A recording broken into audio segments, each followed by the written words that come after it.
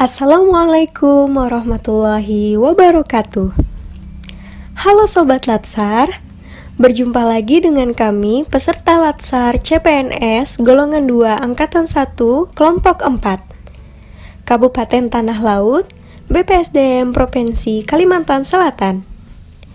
Pada kesempatan kali ini, kami akan membahas tentang analisis isu global pandemi COVID-19.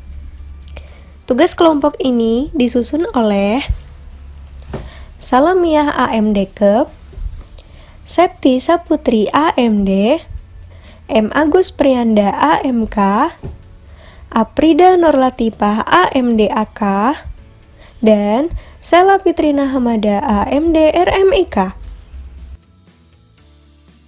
Inilah hasil analisa kami, analisis isu global pandemik COVID-19. Dari isu pandemi COVID-19, kami sudah merangkum beberapa masalah yang sering timbul di masyarakat. Hasilnya, kami mendapatkan seperti yang ada di layar berikut. Yang pertama, banyaknya masyarakat yang melanggar protokol kesehatan, seperti masih banyak yang berkumpul tanpa menjaga jarak dan memakai masker. Yang kedua, ketersediaan oksigen di fasilitas pelayanan kesehatan yang terbatas. Kemudian yang ketiga, belum optimalnya vaksinasi kepada seluruh lapisan masyarakat. Dari beberapa isu tersebut, akan dicari isu yang menjadi prioritas menggunakan metode USG. Metode Analysis Urgency, Seriousness, Growth atau USG adalah salah satu metode scoring untuk menyusun urutan prioritas isu yang harus diselesaikan. Pada tahap ini, masing-masing masalah dinilai tingkat risiko dan dampaknya. Berikut adalah tabel analisis isu dengan metode USG. Isu yang pertama adalah pelanggaran protokol kesehatan yang mendapat skor 4 untuk urgency, 5 untuk seriousness, dan 5 untuk growth, sehingga totalnya adalah 14. Isu yang kedua yaitu kurangnya ketersediaan oksigen yang mendapat skor 4 untuk urgency, 4 untuk seriousness, dan 3 untuk growth. Totalnya adalah 11. Selanjutnya adalah vaksinasi belum optimal yang mendapat skor 5 untuk urgency, 5 untuk seriousness, dan 5 untuk growth sehingga totalnya adalah 15. Berdasarkan penentuan prioritas menggunakan metode USG, maka isu yang menjadi prioritas adalah tentang vaksinasi yang masih belum optimal, karena mendapatkan nilai scoring lebih tinggi daripada isu yang lainnya.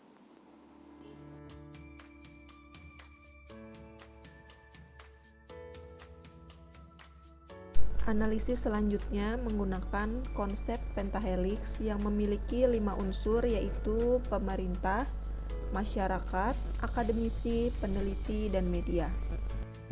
Unsur yang pertama adalah pemerintah. Pemerintah mengeluarkan beberapa kebijakan terkait pengadaan dan pelaksanaan vaksinasi.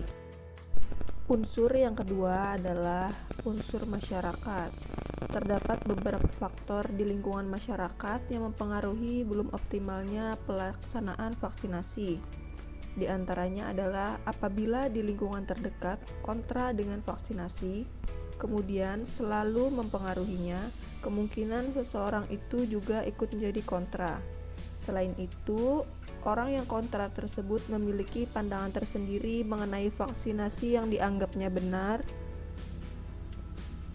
dan berupaya agar orang terdekat mereka tetap dirasa aman sesuai dengan persepsi mereka. Unsur yang ketiga adalah akademisi. Saat ini masyarakat masih banyak yang ragu meski sudah mendapatkan edukasi terkait vaksin COVID-19.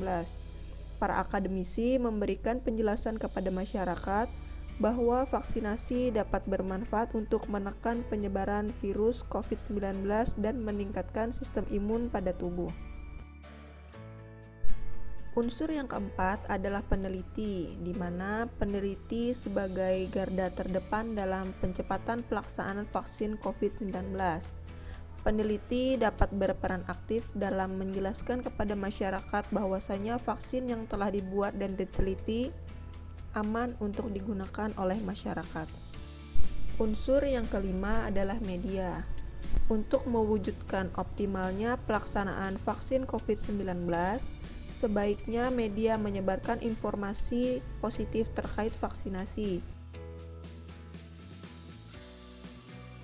Selanjutnya adalah analisis fishbone. Fishbone analisis digunakan untuk membantu memecahkan masalah yang ada dengan melakukan analisis sebab dan akibat dari suatu keadaan. Hasil analisis fishbone yang telah dilakukan adalah sebagai berikut. Dalam hal ini, permasalahan yang kami angkat ialah belum optimalnya vaksinasi COVID-19 di Indonesia. Ada banyak faktor-faktor yang membuat vaksinasi belum optimal. Yang pertama ialah dari sisi masyarakat.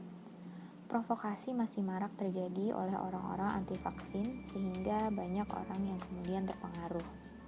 Kemudian kondisi badan atau kesehatan yang tidak memungkinkan untuk dilakukan vaksinasi hingga termakan isu hoaks tentang keburukan vaksin. Kemudian dari sisi letak geografis, distribusi vaksin masih belum merata. Dari sisi media, terdapat berita-berita hoaks yang cukup banyak mempengaruhi persepsi masyarakat tentang vaksin, sedangkan penyebaran informasi terkait vaksin masih kurang masif.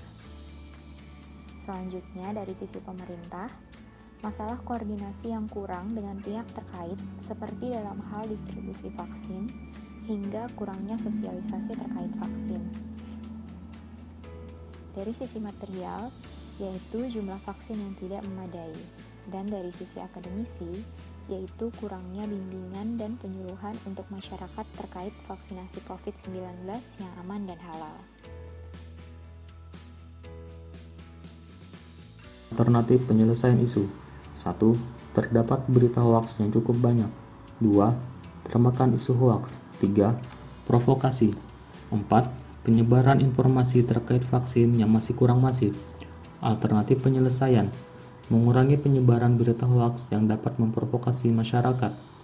Tahapan setiap alternatif. 1. Memperbanyak menyebarkan informasi terkait manfaat vaksin COVID-19. 2. Menginformasikan secara masif tentang berita positif tentang vaksin, misalnya tingkat kesembuhan atau efektivitas vaksin bekerja. Hasil yang diharapkan, masyarakat akan tergerak dan mau melaksanakan vaksin COVID karena informasi positif yang beredar. Para pihak, pemerintah, akademisi, media. Sebab yang kelima, distribusi vaksin yang masih belum merata. Keenam, jumlah vaksin yang tidak memadai. Ketujuh, koordinasi yang kurang dengan pihak terkait. Alternatif penyelesaian, menambah jumlah stok vaksin. Tahapan setiap alternatif. 1. Bekerja sama dengan pihak yang dapat membantu mengatasi kesenjangan distribusi vaksin dan menambah jumlah stok vaksin agar dapat tersebar dengan merata. 2. Membuat sistem distribusi yang terencana. 3. Melakukan koordinasi dan mendiskusikan masalah yang terkait dengan pelaksanaan vaksin sehingga masalah yang terjadi langsung teratasi. Hasil yang diharapkan, jumlah stok vaksin bertambah sehingga distribusi dapat dilakukan dengan merata. Kelancaran pelaksanaan dan penyelesaian masalah terkait vaksin COVID-19, komunikasi yang terjalin efektif dengan pihak-pihak terkait, para pihak, pemerintah. Sebab ke-8, kurang bimbingan dan penyuluhan untuk masyarakat. 9. Kurang sosialisasi terkait vaksin. Alternatif penyelesaian, memperbanyak sosialisasi kepada masyarakat. Tahapan setiap alternatif. 1. Mengedukasi masyarakat dengan memberikan penyuluhan secara rutin. 2. Menyebarkan edukasi terkait COVID melalui berbagai media sosial yang dapat dijangkau halayak luas. Hasil yang diharapkan, masyarakat mendapat sosialisasi yang cukup. Para pihak, pemerintah, akademisi. Sebab yang ke-10, kondisi kesehatan yang tidak memungkinkan.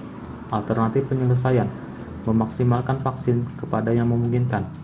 Tahapan setiap alternatif, mengedukasi kepada masyarakat yang memungkinkan mendapatkan vaksin, sehingga dengan melakukan vaksin juga dapat melindungi orang yang badannya tidak memungkinkan mendapatkan vaksin. Hasil yang diharapkan, orang dengan kondisi kesehatan yang tidak memungkinkan dapat terlindungi meskipun tidak mendapatkan vaksin atau terciptanya herd immunity. Para pihak, pemerintah, akademisi, masyarakat. Nah, itu tadi pemaparan dari kelompok kami tentang analisis isu global pandemi COVID-19. Semoga bermanfaat dan saya akhiri. Wassalamualaikum warahmatullahi wabarakatuh.